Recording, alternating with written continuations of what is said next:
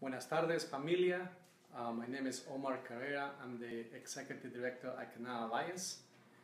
This year we are celebrating 35 years of great work supporting the immigrant community in the county, helping them escape from poverty and providing them with opportunities.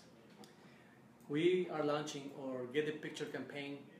It was an opportunity to celebrate or share values with other members of the community around diversity, acceptance, and inclusion. Today I have a great honor to have with me Mike Shapiro, President, General Manager, and owner of San Rafael Pacifics. Mike, thank you for the invitation. It's great to be here. Omar, thank you so much to have me. Excellent. So I would like, I doubt it that people don't know who is Mike Shapiro in the county, but for the ones that don't know, would you mind sharing a little bit about you? And if you don't mind, also sharing your own immigration story. Be happy to. Well, Omar, I actually grew up in Connecticut and attended Georgetown University. I was at the School of Foreign Service, and back in the late 60s, I know I'm dating myself, but in the late 60s, the options of going into the State Department or the CIA weren't as sexy as they are right now. So I actually was enamored with the game of baseball my entire life and played baseball in college. And when I left Georgetown, rather than taking the Foreign Service exam, I came out to California and signed with an independent minor league baseball team, much like I'm operating right now. And because I am both short and left-handed, didn't last very long. And was released, and upon my release, I did like most people who don't know what to do with their lives after all their dreams are over with. I went to law school, and after law school, I was incredibly fortunate in that my first job after passing the bar exam, and this doesn't happen in the real world anymore, but my first job was general counsel for the San Francisco Giants. Oh, wow. Yeah, so I started my career actually at the top. I've now managed to figure out a way to climb my way to the bottom rung. But I had a career in Major League Baseball that spanned from the Giants to the Atlanta Braves and then to the Washington Nationals.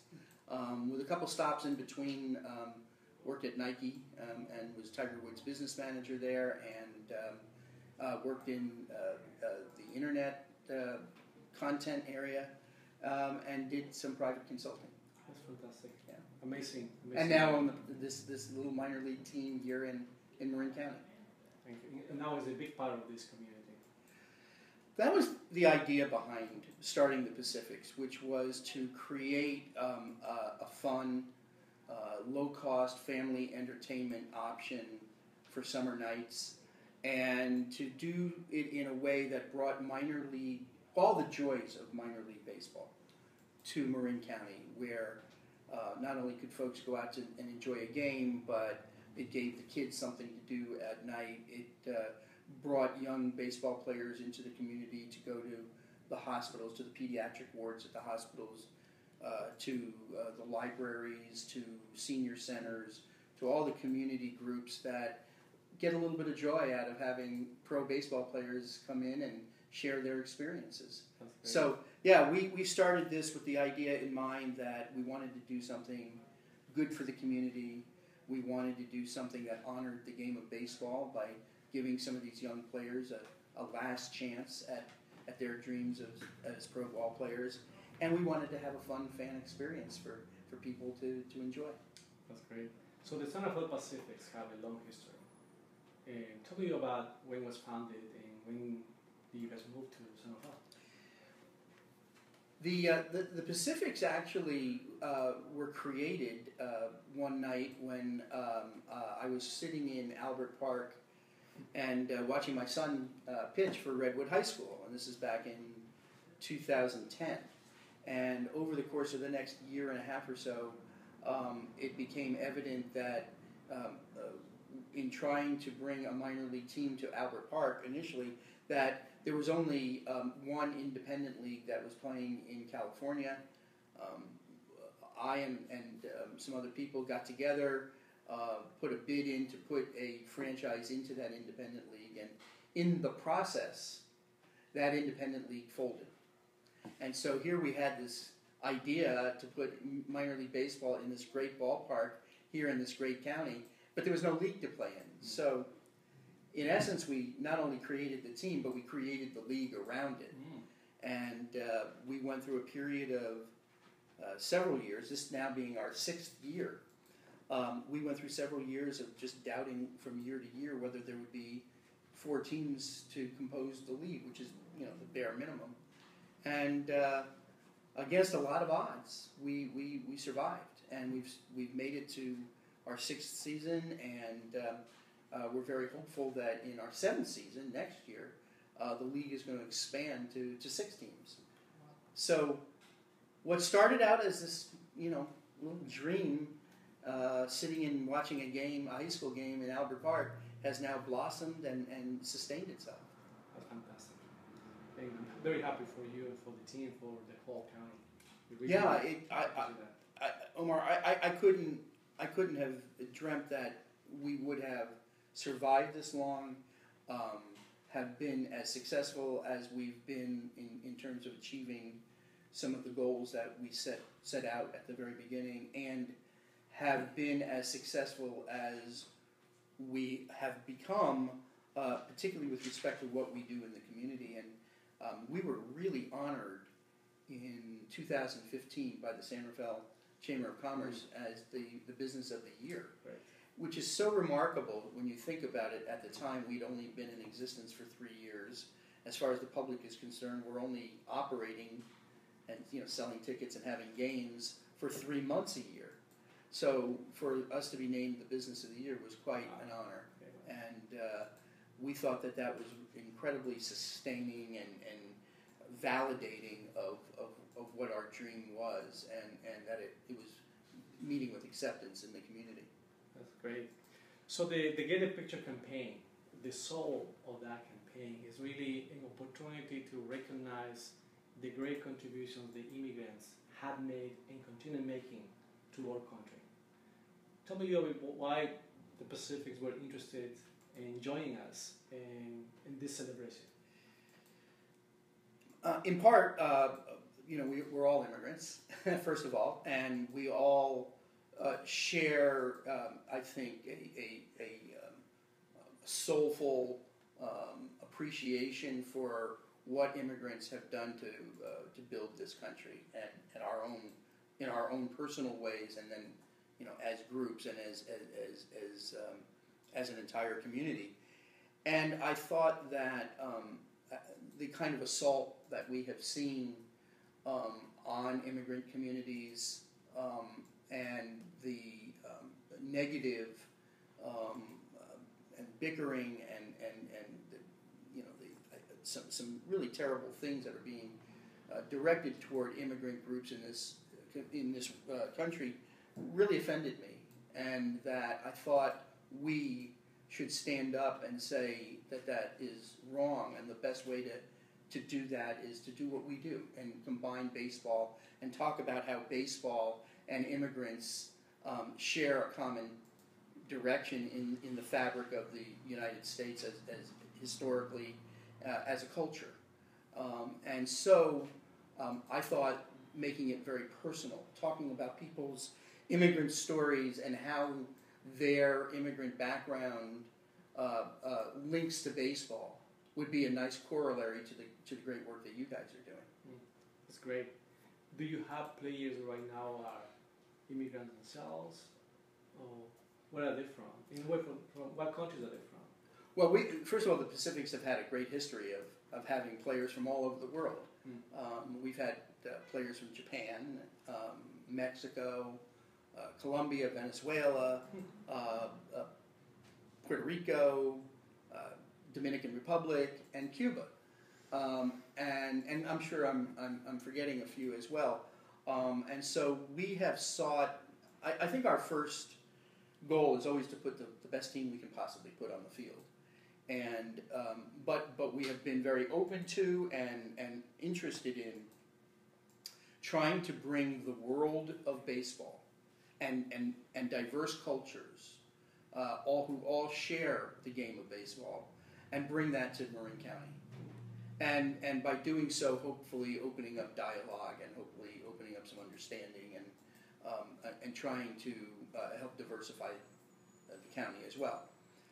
Currently, we have a player from the Dominican Republic. Great guy, speaks no English. And it has been absolutely amazing. We've just now completed spring training, and the entire team has bonded around this kid who first of all, he's a remarkable athlete. He'll be our closer, so when you come out to Pacifics games, hopefully you'll stay to the end to see. His name is Johannes Malord, and to see Johannes pitch, because he really is a gifted athlete to begin with, but he's very exciting to watch. And but he's been this object of just an incredible outpouring of affection among his teammates, and I think he will receive that same outpouring of affection of people in the community as well. That's great.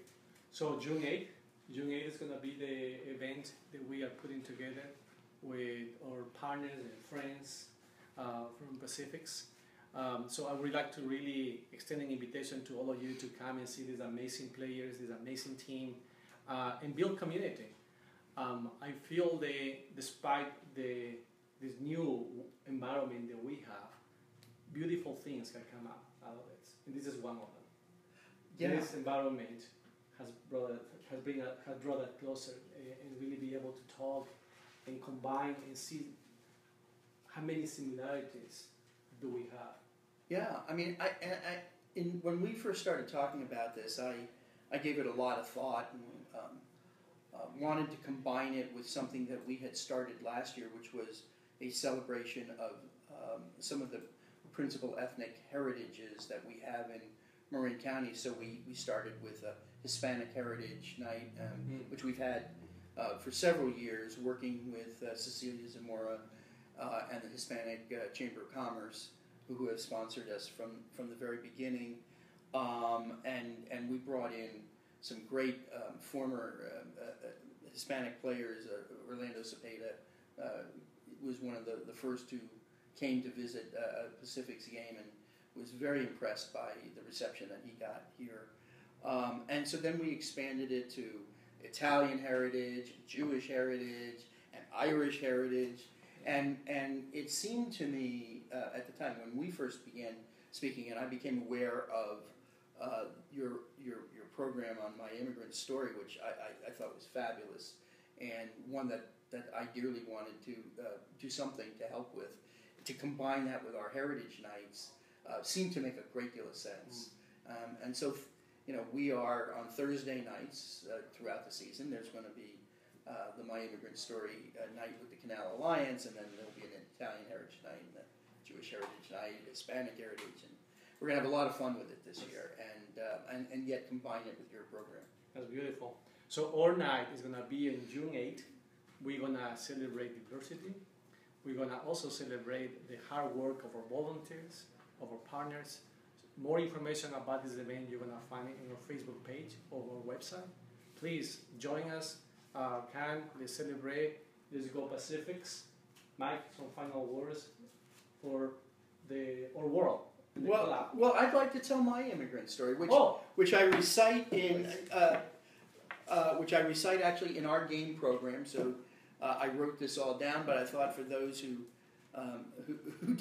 like to hear it, as an oral history, I was thinking about, I wanted to write my story, my immigrant story, and so as someone who has spent his entire life connected to the game of baseball, it struck me that my love and deep affection down to the core of my soul for baseball began with my grandmother, who came to this country right after the Russian Revolution, and escaped pogroms in Eastern Europe, and settled into Lower East Side of New York in the Jewish ghettos, and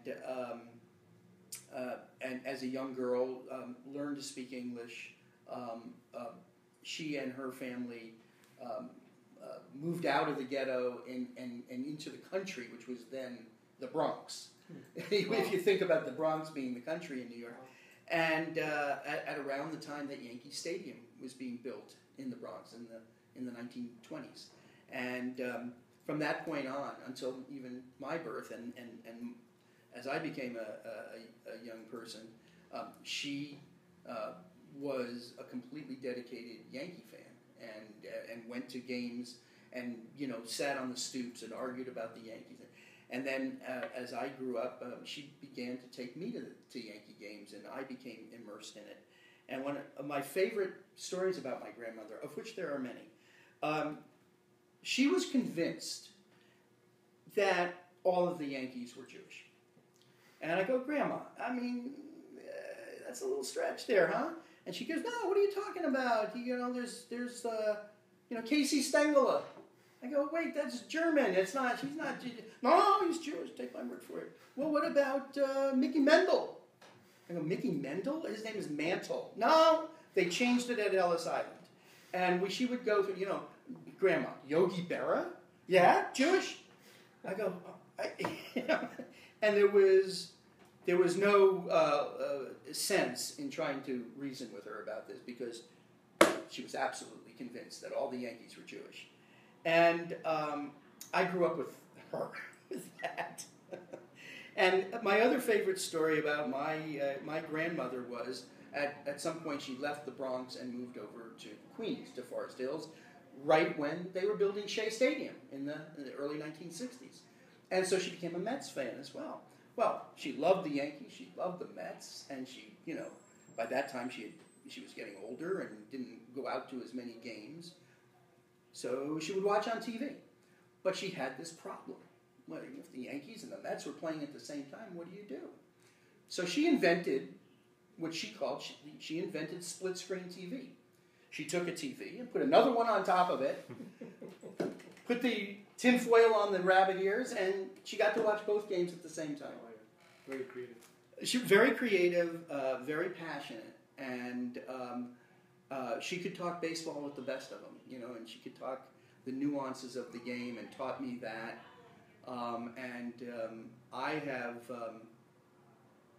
I have enjoyed of my own life in the game of baseball because she gave it to me. And this is from a woman who escaped Eastern Europe and spoke no English for quite some time. Wow, beautiful story. Yeah. Thank you for sharing us. My pleasure. So on June 8th, please join us to celebrate immigrants, to celebrate baseball, to celebrate the Pacifics, and I'm looking forward to see you there. Hasta pronto. Bye. Thank you, man.